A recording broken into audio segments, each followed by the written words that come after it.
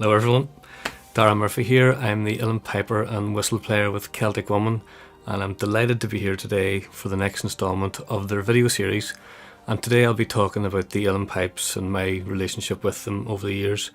And I'll go through the brief history of the uilleann pipes, and we'll do a few technical things like how the reeds work and stuff like that, and hopefully you'll have a better understanding of the instrument once we're done. So let's get stuck in. Piping instruments have existed in various forms for the best part of a millennium in many different cultures. In Ireland, the uilleann pipes appeared as they do today at the start of the 18th century. They would have been preceded by other pipes such as the pibmore, whereas the pibmore were predominantly intended for battlefields. The uilleann pipes was a more peaceful instrument being played at weddings and things like that. The tradition of uilleann piping went into a decline after the famine, but a revival movement was started with the formation of clubs in Cork and in Dublin around the start of the 20th century. The revival continued through the first half of the 20th century with the help of travelling pipers, initially John Cash and then Felix and Johnny Dorn, who would have brought the tradition of piping to all four corners of the country, introducing piping to people who may never have been able to hear it before then.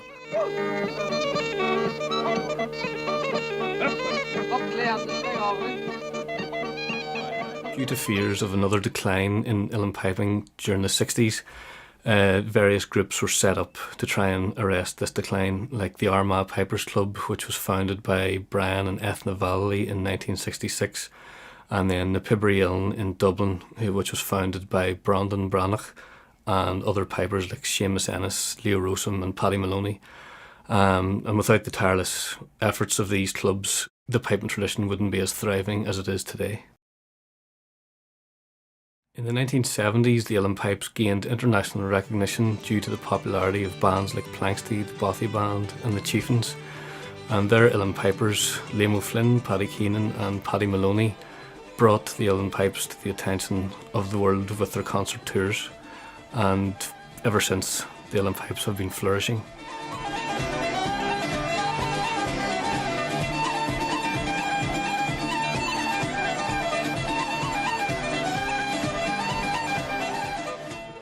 They're called the uilleann pipes due to the bellows being used to put air into the bag as opposed to a mouthpiece like other types of pipes, and the Irish word for elbow is uilleann.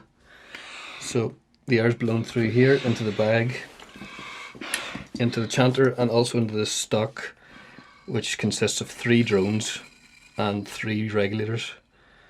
It's played sitting down, so you can create a seal on your knee at the bottom, and that allows you to add more pressure to get up to high octaves.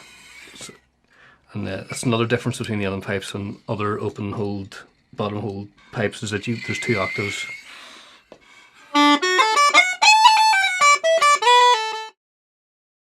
The set I play is a concert pitch set where the fundamental note or bottom note is D. So that's the lowest note you can get. But there are other sets that are flatter in pitch called flat sets, and they would have a fundamental note which is either a C or a B flat.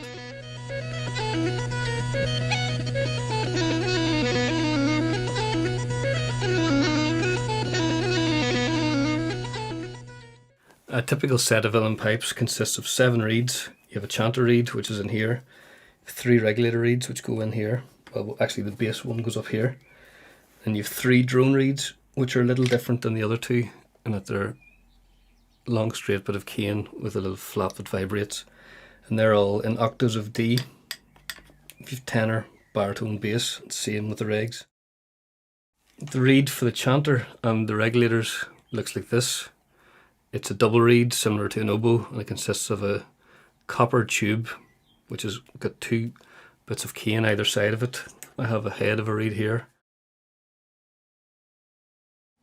Once you get to this point, precision is needed because the smallest margins count in terms of tuning and tone, and you want them to be perfect.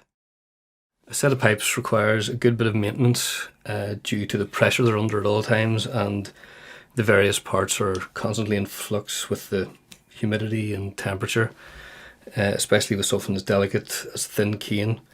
But I'm very lucky to have masterful pipe makers here in Belfast, Patrick O'Hare and Aaron O'Hagan, who helped me out with looking after this set. When someone starts to learn the uilleann pipes, typically they'll start with a practice set which consists of the bellows, the bag and the chanter alone. And then usually they'll progress to adding the 3 drones, or less, depending.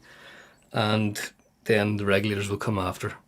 In terms of the history of the rigs, the tenor one was added first around the start of the 1700s, and then the other ones were added gradually, and they add harmonic accompaniment to what you're playing on the chanter. So that was a brief history of the uilleann pipes, along with a little bit of the technical side. If you're interested in learning more, you should visit the websites of na Pibri Uilleann or the Armagh Pipers Club. There's a wealth of information on there, whether you just want to learn more about the pipes or you want to learn them yourself. That's the end of the video. Hopefully you enjoyed it. I'll leave you now with a tune we play on tour called Jerry's Beaver Hat. We usually play it before Saive na Bhrenla. I'm looking forward to getting back on tour, and hopefully it's sooner rather than later. Until then, stay safe and take care.